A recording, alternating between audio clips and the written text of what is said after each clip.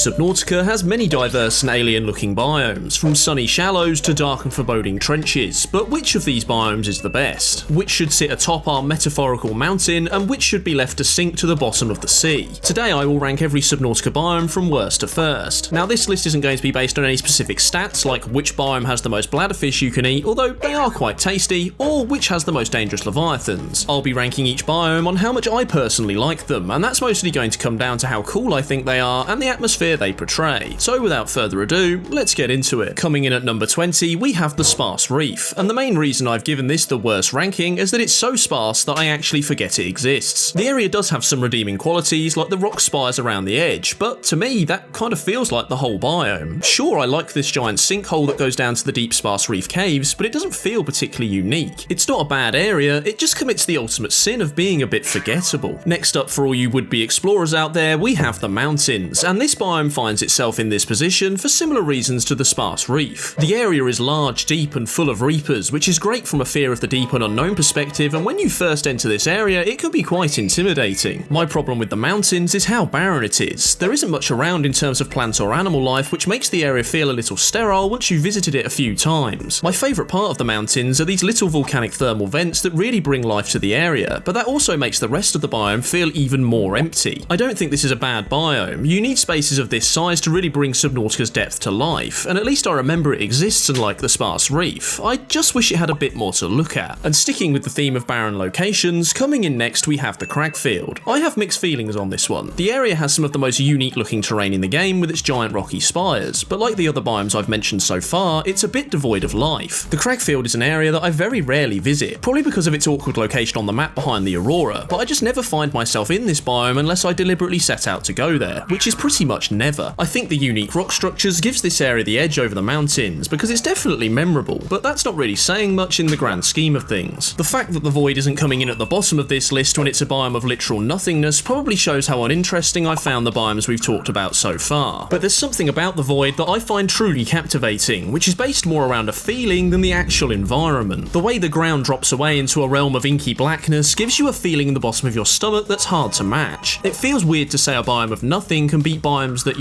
actually have some rocks in them, but the idea of the Void is just filled with terror and possibility. I know in the game today we only have 3 ghost leviathans in the Void, but I like to think of this biome as something with great potential for a future game. Not a biome where it simply acts as the world border, but one with a true purpose where anything could happen. I don't feel I could place the Void any higher on this list as there's nothing really there, but the idea is definitely one of my favourites. Phew, I think we'd better get back up to the surface after that trip into the Void. Wait, how far did we travel when we were down there? We're surfacing in the middle of a battle, and that's because this video is sponsored by War Thunder. War Thunder is the most comprehensive vehicle combat game ever made, so if you're getting tired of these puny Subnautica torpedoes that don't do any damage, you should download War Thunder right now for free on both PC and consoles. Take command of over 2,500 tanks, planes, helicopters and ships of 10 major nations, ranging from biplanes and armoured cars from the 1920s to the fighter jets and main battle tanks of today. In the world of War Thunder, you can immerse yourself in intense combat with incredibly detailed vehicles, realistic graphics and authentic sound effects that place you right at the helm of the most powerful war machines of our time, and with you in charge, I give you my blessing to take one of my Admiral's hats and lead your troops to victory. With one of the most sophisticated vehicle damage models in gaming, you can see all your vehicle's individual components, from engines, fuel tanks and weapons, and even the crew, and with them all susceptible to damage or disabling from enemy fire, you'll need to make some tough calls on the battlefield. But with the X-ray feature, you'll be able to see every last detail to let you make the best decision, or in my case, where it all went wrong. With a worldwide community of over 70 million players, there'll be no shortage of epic PvP battles in War Thunder, so you can take all your Leviathan hunting skills to show why survivors of 4546B shouldn't be messed with. If you can handle a 55-meter Leviathan, what's one more battleship? With an unmatched wealth of high-quality content to discover, there's simply no better game suited for fans of military history. Play War Thunder right now for free on PC, PlayStation or Xbox, and make sure to use my link in the pinned comment or video description, as new and returning players who haven't played in 6 months will also receive a massive bonus pack across all platforms that includes multiple premium vehicles, the exclusive vehicle decorator the Eagle of Valor, 100,000 Silver Lions and 7 days of a premium account. It's available for a limited time only, so don't miss out. Once again, a big thank you to War Thunder for sponsoring this video and being the channel's first ever sponsor. Diving back below the waves, coming in at number 16 on my list is the Sea Treader Path. Now I was a little unsure whether to include this, as this migratory path snakes through a number of different biomes. biomes. But I like the idea of this path so much that I just couldn't leave it out. Knowing the sea treaders are roaming around 45-46b's seafloor regardless of whatever you're doing really helps bring the game to life. Plus this massive cave is pretty cool, and I bet a base in here would have some interesting views of the sea treaders going about their migration. And from one deep dark cave to another, next we have the Blood Kelp Zone. This one has always felt quite strange to me, because the Blood Kelp Zone and the Blood Kelp Trench have two very different atmospheres. The Blood Kelp Zone with its wiry plants and plentiful ant eels is the definition of alien, but it's not particularly intimidating. But with a small lighting change in the Blood Kelp Trench, the whole area feels different, less welcoming, more foreboding. The darkness is oppressive, as if crushing away any light or hope within you, and I always have a feeling that I want to get out of there as quick as possible. The two Blood Kelp Zones are again areas that I rarely visit, which is why they've ended up where they have in the rankings. The Lava Zone and the Lava Lakes are found at the bottom of the world, and they've also ended up in the bottom half of this tier list. Now this might be one of my more controversial rankings, but if you've seen my Leviathan tier list, you might also not be too surprised. I don't think there's anything particularly wrong with the area, although I don't like how dark everything is. I do appreciate that it's made in this way to make the lava glow and stand out, but I just don't have any real love for this area. Maybe it's because we've seen lots of lava zone type environments in other games that this one doesn't feel as unique to me as many of the other more alien biomes found in Subnautica. I think it serves its purpose from a story and gameplay perspective as the centre of the planet quite well, but I don't find it to be one of my favourite locations. And rising back to the surface, if only a little, we find ourselves in the dunes. In my opinion, the dunes is just the mountains but better. Another wide open space, this area is almost identical in gameplay terms to the mountains, and even comes with the perfect PDA warning to send a shiver down your spine. Detecting multiple Leviathan class life forms in the region. For me, the thing that gives the dunes the edge is that it is visually much more appealing. The area is littered with more thermal vents and nice looking rock structures like this arch, not to mention a cool sinkhole and this massive crater from a meteor. Overall, I think this area is much better than the mountains. This is deep sea exploration done right. Now from a deep part of the world to close to the top, our next location is the jungle of the sea, the kelp forest. There's something I just like about this area. It just feels so wild, teeming with life and danger, but also familiar to the human eye. The kelp forest doesn't look like something that would seem too out of place here on Earth, but still feels alien enough with its giant yellow seeds and towering vines to feel like another world. My main base that you see in all my videos uses this biome as a set piece for its many windows, and there's a reason for that. There's just something about the warm glow and exotic noises of the kelp forest that I can never turn down. Sticking close to the surface, our next biome isn't necessarily one of the biggest, but I do think it's one of the most interesting. The underwater islands have the mysterious look of being suspended in mid-air, or should I say mid-water, seemingly by magic. A closer look will show this is more science than spellcraft, however, with the islands being made to hover by ancient floaters attached to them. The islands themselves vary greatly in size, from small rocks to massive landmasses that even contain cave networks in their floating structures. This area feels like something you could only experience on an alien world, and for me, screams Subnautica. Coming in at number 10, the middle ranking in this tier list, we'll be taking a quick break from the waves and venturing up on land. As next up, we have the Mountain Island. Now for me personally, and probably some of you, this feels like a very important area. This was the first piece of land I ever found in Subnautica, and the fact it existed was kind of mind-blowing when I first discovered it. Stepping onto that beach for the first time and not having to worry that something might try and eat you from below was a nice feeling, and you wonder what mysteries this island might have in store. This area also gives us our first glimpse at alien tech and dashes our hopes for rescue with the destruction of the sunbeam. For me, this island is a welcome reprieve in Subnautica's watery world, but I'm glad it's small and doesn't take away from the main gameplay. The crash zone holds a unique place in Subnautica's story. The doomed ship you came in on has gouged the land beneath it and turned everything around it into a radioactive dump site. The Aurora itself lays in place like the ruins of an old civilization, waiting to be cracked open to see what treasures wait inside. Exploration of the Aurora is what carries the crash zone on this list, as while finding what relics might be useful within its mechanical husk is fun, the area outside is not so much. For me, the thing that brings the area down isn't the presence of 10 Reaper Leviathans, but the oppressive orange tint that covers the area, making it pretty hard to see what's going on. I imagine this was done to give the feeling of sand or sediment in the water, but I just find it a bit annoying, and it makes surveying the debris field a bit less epic, as it's hard to see all the jagged metal sticking out of the ground. Just imagine how cool it would be to see this massive debris field around the doomed ship, but unfortunately the tint and the short view distance means you only get to see small pieces at a time, and you can't see the bigger picture. Rounding out our land biomes, we have the floating island. This is by far my favourite of the land areas in both Subnautica and Below Zero. Not only is it held up using the ancient floaters mentioned earlier, but it is the definition of an island paradise. There's something I've always loved about this area: its bright colours, the ruins of the Degassi base, and even that hidden entrance at its centre. This place is the perfect location for a land base and screams Treasure Island, while not being too big to overwhelm or take away from the ocean-based experience. Heading back to our early game areas, we dive into the grassy plateaus. One of the game's simpler areas, this biome is carpeted by thick bloodgrass and dominated by large rock pillars. This is one of the areas of Subnautica that I've always loved. The simplicity of its design and wide open spaces gives the feel of a vast ocean without needing to throw in a reaper to bite you in half. Dominated by the large reef backs, something about this area always feels like home after venturing up from the deep, and that whatever danger you've encountered has been left far behind you. I think my favourite thing about this area is just how bright it is. The vivid red grass and clear waters make for beautiful scenery and is a worthy location for any base. Swimming a short distance, we arrive at the Mushroom Forest. These areas are dominated by large mushroom trees, with a massive one found in the northwestern forest. The Mushroom Forest biomes are teeming with life and take the sense of alien magic to a whole nother level. I've always considered this biome to be one of the game's most pretty, with jelly rays and snaking plant life bringing a tropical feel to the area. The best way to experience this biome is to swim amongst the trees and look up, as the mushroom trees themselves look infinitely better from below with their bright underbellies than they do from above. To reach our 5th place biome, we have to swim through a tight spot. The Jelly Shroom Cave is probably Subnautica's brightest biome, so I hope you've brought your sunglasses. Home to a Degassi base and the crab snake, this biome is a synthwave enjoyer's perfect home, although I think getting to sleep at night might be a tad difficult with the never-ending glow outside your window. My only complaint with this biome is that it feels a little cut off from the rest of the world, which on the one hand makes it feel like a hidden gem, but at the same time, once you've explored it, you'll probably never come back again, which is a shame considering how unique this place is. I kind of wish we had a bigger jelly shroom biome, something on the scale of the bulb zone which we could visit more often, but hey, a hidden gem is still a gem after all. Just missing out on a medal, biome number 4 is the bulb zone. This place has always been one of my favourites. This weird and wacky biome is dominated by bulb bushes big and small, along with all your usual ocean critters. One of the best things about this biome is how much its bushes and much of the life that inhabits it glows at night, so even when vision is low you can still appreciate just how pretty this area is. Containing large lava geysers, this area makes for an incredible base location with a perfect view. Not many areas of Subnautica compare when it comes to memorable locations like this. And now the time has come, but I hope you've kept your sunglasses handy as our bronze medal winner continues the tradition of bright bioluminescence. The Grand Reef is one of Subnautica's most iconic locations and is the peak of alien environments on the planet. Just one look at this biome tells you that you're not on Earth anymore and you need to be ready for anything. The deep Grand Reef is the perfect self-contained area, and personally I prefer it to the outside version. The lore behind each anchor pod is truly fascinating, with these strange plants bursting once they reach a big enough size to spread their spores far and wide. The crab squids and warpers that dominate this area make it one of the game's most tricky to navigate, but for those brave enough to risk it all, the view is quite the reward. Our silver medal takes us back to the start of our journey on 4546B. The safe shallows have always been, and still remain to this day, my favourite surface biome. While some may think this area is boring or quiet, for me it is the definition of Subnautica. The biome where we all begin, a tropical reef dominated by small plants and fish going about their daily lives. The sun-kissed shallows shimmer beautifully in the light of day, yet come alive with mysterious glows in the depths of night. A biome full of strange and exotic noises which feels just familiar enough to feel safe, but alien enough to know something isn't quite right. Every single base I have built in my Subnautica playthroughs has always been located in the safe shallows, and there's a reason for that. Yeah, okay, I am like a hermit, and once I've put down roots I don't like moving, but there's just something about this place with its giant coral tubes, small caves and sandy seafloor that has me coming back each time. Honestly, this place was almost our gold medal winner, but there's still one biome we need to discuss. The Lost River is normally everything I dislike in a biome, dark with low vision and dominated by tight corners, but the atmospheric storytelling delivered by the Lost River is a masterclass in world building, mystery and tension that is virtually unmatched throughout the rest of the game. The slow creeping descent into the heart of the planet with a strange greenish tint to the water illuminated by the pools beneath. As you edge your way forward, you find the bones of the mighty Reaper Leviathan, a creature you thought unkillable. Just what lurks at the bottom of this tunnel? The strange ghost-like plants and animals you encounter all add to the sense of eeriness, like a plane of reality that isn't quite real, almost ethereal in nature. A strange shattered research facility appears in the gloom, with the long dead remains of a giant creature found in a nearby cavern. And just as you think that looks terrifying enough, you discover the almost 100-meter long skull of the gargantuan Leviathan, with its ribcage lining the route to its skull like strange monoliths honouring a long dead god. The Lost River is where Subnautica's mystery and tension peaks, and is truly worthy of the #1 spot on this list. So that's my list of the worst of first biomes in Subnautica. Of course, this is just my opinion, so be sure to let me know your list down below. Thank you once again to War Thunder for sponsoring this video and being the channel's first ever sponsor. Don't forget to play for free on PC, PlayStation or Xbox right now by using my link in the pinned comment or video description. And remember, new and returning players that haven't played for 6 months will also receive a massive bonus pack across all platforms, including multiple premium vehicles and other goodies. This will only be available for a limited time, so make sure you don't miss out. And if you've got a thirst for more tier list action, you should click right here where I rank all of Subnautica's and Below Zero's Leviathans from worst to first. Some of these rankings might be a little controversial. And special thanks to my patrons, Asmodeus, Matthias, Graham DeLoye and Baron Windy for making this video possible.